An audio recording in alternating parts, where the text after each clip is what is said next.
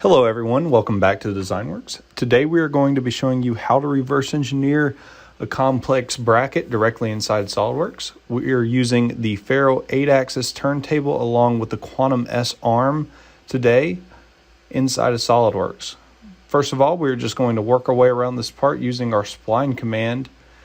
And this is really simple to use. The 8-axis makes it really easy. And these probing tools are so nice to use. This is going to end us up with a native SolidWorks sketch that can be edited or extruded or whatever we want to do with it. So we're just going to work our way around this part. You can tap the probe or hold down. Next, we're going to use the buttons on the arm to cycle to the extrude command. And we are simply going to touch the top of the part off and extrude it upward. You can see how easy it was to get that solid directly inside of SolidWorks. Next, we're going to select a face and start sketching again.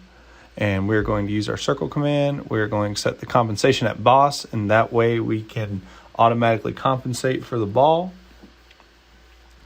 We're going to work our way around these circles. We have great best fit math, so you can click and drag around the circles and fit them super easily here. And once we have those, again, we're going to cycle back to our extrude command and extrude those upward.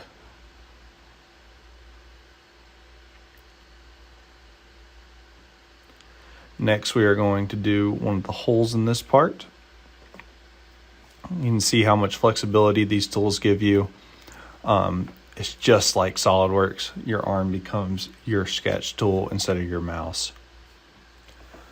So we are going to cut out one of these holes in the center of this bracket here, and we're going to work our way around just like we did the exterior, except this time this one's a hole.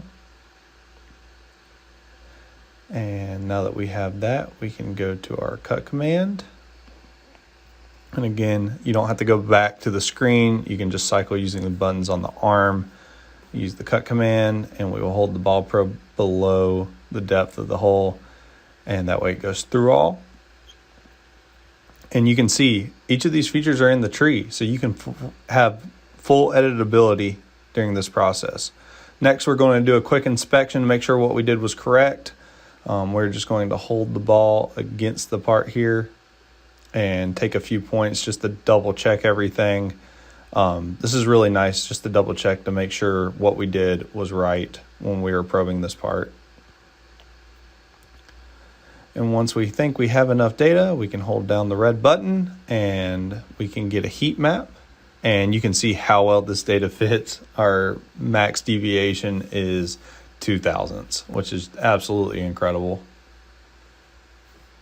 And we can also make a report. And it saves the screenshot. We can see that the standard deviation is 1 thou and 3/10. Thank you all for watching, and we hope you have a great day.